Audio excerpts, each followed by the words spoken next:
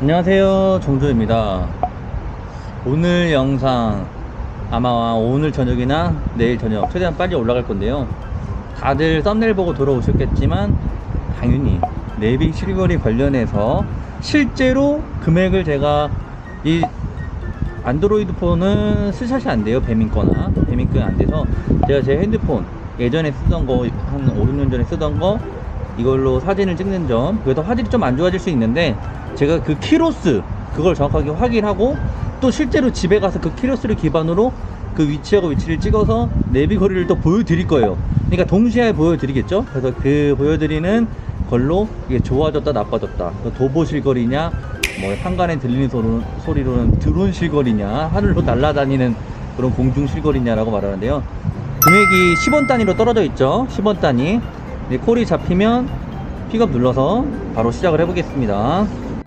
오늘의 내용은 철저하게 분석하고 영상 만들기 전에 많은 고민 끝에 만든 영상입니다. 구독, 좋아요 꼭 아시죠? 첫 번째로 전제해야 할 것은 지금 보이는 거리는 직선상 거리입니다. 말도 안 되죠? 저 거리가 이 정도가 나올 줄. 드론 거리 아닌 이상 절대 저기 표시된 거리가 맞진 않습니다. 근데 종료하고 나서 보면 실제 거리가 얼마나 됐는지가 배민에서 뜹니다. 그래서 그 배민에서 측정한 거리를 기반으로 제가 배달한 거리를 보여드리겠습니다. 오늘 영상은 원래 이렇게 배달을 하고 이런 구간을 배달을 많이 했습니다. 그래서 최대한 많은 배달지를 네이버 내비 검색 거리와 함께 보여드릴게요. 그리고 각자 알아서 판단하시면 됩니다. 짧은 거리는 없냐라고 말씀하시는데요. 짧은 거리는 뭐 대각선이나 뭐 돌아가거나 다리를 건너거나 이런 구간이 많이 없기 때문에 그냥 배민에서 측정한 금액, 측정한 거리 그대로 돈을 받기 때문에 영상에는 넣지 않았습니다. 일단 이 표를 보시면 1500m 이하는 3,500원이었지만 1900m로 늘어났기에 짧은 거리는 당연히 손해보는 구조입니다.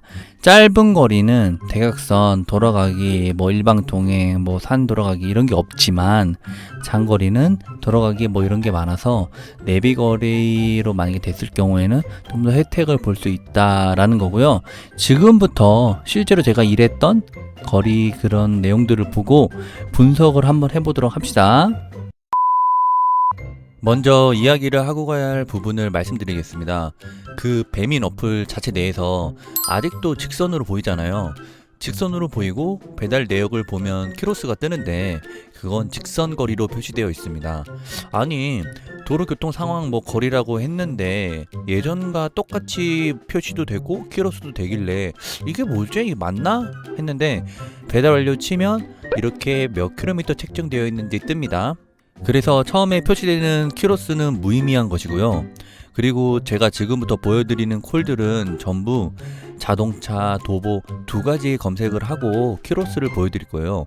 물론 단거리는 자동차든 도보든 거의 비슷한 거리여서 무의미하고, 장거리의 경우 도보랑 자동차는 거리가 꽤 차이가 나서 도보, 자동차 이 두 가지 거리로 보여드립니다.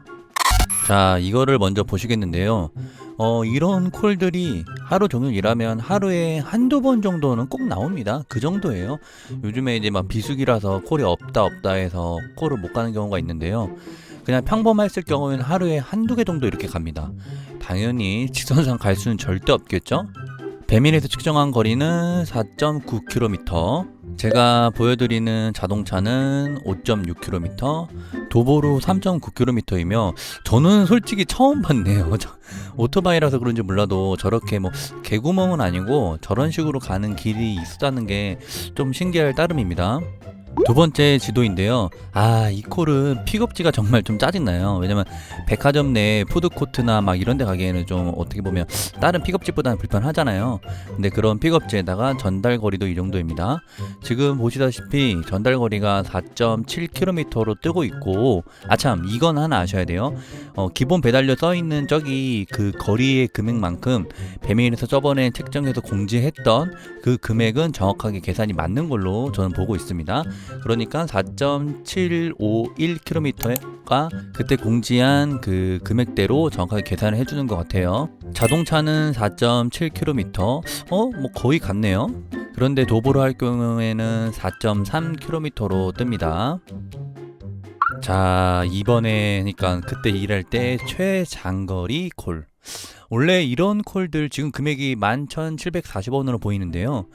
비수기가 아니고 평상시 때였으면 한 16,000원, 18,000원, 뭐 할증까지 더 붙었으면 거의 2만원 가까운 금액이 나올 정도의 거리기도 하고 뭐 엄청 멀기도 하지만 신호도 정말 많이 걸려요. 저기는 제대로 된 아니면 정확하게 어떻게 가야 될지 생각 안 하면 오히려 잘못 잡으면 더 오래 걸립니다. 저런 거리는. 그런데 딱 이렇게 나와서 어쩔 수 없이 비수기니까 그냥 무조건 잡고 보고요. 예상 거리가 6.1km로 뜨고 있네요.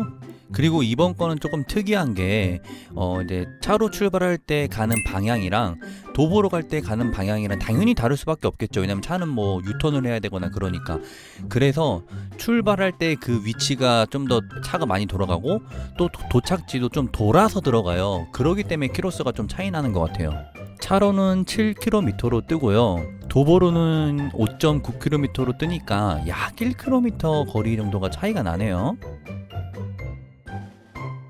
저는 주로 가는 콜이 바로 이런 콜들입니다. 그리고 금액들을 전부 다 지금 오른쪽에 나와 있는 뭐 예상 경로에 의해서 기본 배달료 할증, 성동구 특별 모션 이런 걸 다 보여드리는 게 그냥 단순히 예상 이동거리 뭐 4.3km이고 8,600원 받았습니다 라고 하면 이게 프로모션 금액이 붙어서 올라간 건지 아니면 거리상 그렇게 받은 건지 모르기 때문에 그걸 다 보여드리려고 저렇게 지금 상세하게 보여드리고 있고요. 두 번째로 자동차 거리와 도보 내비 거리가 나오는데 이번에는 도보랑 비슷한 느낌의 거리를 측정한 것 같아요. 그리고 한 가지 더 덧붙이자면 사실 이번 영상에 나오는 자동차로 가는 내비 거리는 절대 오토바이는 저렇게 가지 않습니다. 오히려 더 단거리로 그다음에 더 골목으로 해서 더 빠르게 가지 저렇게 만약에 그 내비만 켜서 간다면 절대 돈 못 벌어요. 특히나 이렇게 비수기 같은 때에는. 도보는 4.2km 나오고 자동차는 4.8km 거리로 나오네요. 이번 콜은 할 말이 좀 많은데요. 원래 사실 제가 진짜 초보였을 때 아니면 이 동네 처음으로 왔을 때는 저기서 만약에 픽업을 했다면 저 안암역 쪽으로 왼쪽 아래로 삥 돌아 내려와서 고려대 쪽으로 올라가면서 아마 전달을 했을 거예요. 혹은 내비를 킨다면 저기 그 기르는 쪽으로 해서 위쪽으로 올라갔다가 이렇게 쭉 동선 타고 내려오는 쪽으로 아마 합니다.